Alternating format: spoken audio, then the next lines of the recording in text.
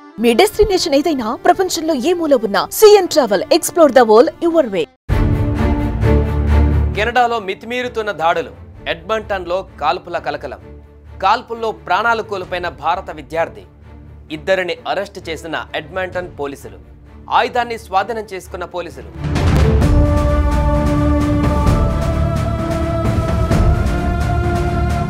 కెనడాలో ఓ భారతీయ యువకుడు దారుణ హత్యకు గురికావడం కలకలం రేపింది.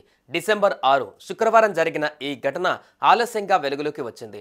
ఎడ్మంటన్లోని ఓ అపార్ట్మెంట్ భవనంలో సెక్యూరిటీ గార్డుగా పనిచేస్తున్న 20 ఏళ్ల సిక్ యువకుడు దారుణ హత్యకు గురయ్యాడు. సెంట్రల్ మెక్డౌగల్ పరిసరాలలోని 106వ స్ట్రీట్ 107వ అవెన్యూ వద్ద ఉన్న భవనం నుంచి కాల్పుల శబ్దం వినిపించడంతో అధికారులు అక్కడికి చేరుకున్నారు. వారు సంఘటనా స్థలంలో రక్తపు మడుగుల ఉన్న యువకుడిని గుర్తించి ఆసుపత్రికి తరలించారు. అప్పటికే మృతి చెందినట్లుగా వైద్యులు నిర్ధారించారు. ఈ ఘటనపైన ఉన్నతాధికారులు విచారణ చేపట్టారు. ఈ ఘటనకు సంబంధించి వాన్ రెన్, జుడిత్ సోల్ట్ అనే ఇద్దరు నిందితులను అరెస్టు చేసినట్టుగా పోలీసులు తెలిపారు.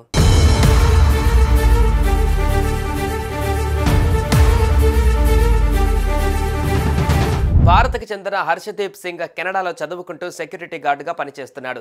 డిసెంబర్ 6 శుక్రవారం రాత్రి 12:30 ప్రాంతంలో ఫ్లాట్లో దుండగుల కాల్పులలో హర్షదీప్ సింగ్ మరణించాడు. సంఘటన జరిగిన సమయంలో సీసీటీవీ ఫుటేజీలో 3 వ్యక్తులు యువకుడిని వేధించడం, మెట్ల మీద నుండి తోసేసి కాల్పులు జరపడం పోలీసులు గుర్తించారు. కాల్పుల అనంతరం 3 నిందితులు అక్కడి నుంచి పారిపోయారు. భవనంలో నివసిస్తున్న జెసికా మురద్ ఖాన్కు తుపాకీ కాల్పుల శబ్దం వినిపించలేదని, అయితే పోలీసులు సంఘటనా స్థలానికి చేరుకునే 20 నిమిషాల ముందు రోడ్డుపై వారు 3 గొడవ పడడం చూశానన్నారు.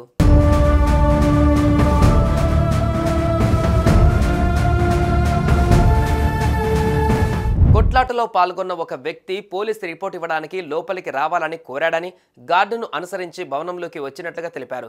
కొద్ది నిమిషాల తర్వాత భవనంలో కాల్పులు జరిగాయని, హాల్లోని సెక్యూరిటీ గార్డు గాయపడ్డాడని తన రూమ్మేట్ తనకు ఫోన్ చేసి చెప్పాడని మురద్ ఖాన్ చెప్పాడు. భవనంలో తరచూ ఇక్కడ భద్రతాపరమైన సమస్యలు ఉంటాయని మురద్ ఖాన్ అన్నారు. ఎడ్మంటన్ పోలీసులు ఈ ఘటనపైన స్పందించి వెంటనే యువకుడిని హాస్పిటల్కి తీసుకువెళ్లారు. అక్కడ అతను చనిపోయినట్లుగా డాక్టర్లు ప్రకటించారు. ఈ ఘటనలో ఇతరుల ప్రమేయం ఉన్నట్లుగా తాను నమ్మడం లేదని దర్యాప్తు అధికారులు తెలిపారు. అరెస్టు సమయంలో దుండగుల నుండి ఒక ఆయుధం స్వాధీనం చేసుకున్నట్లు తెలిపారు.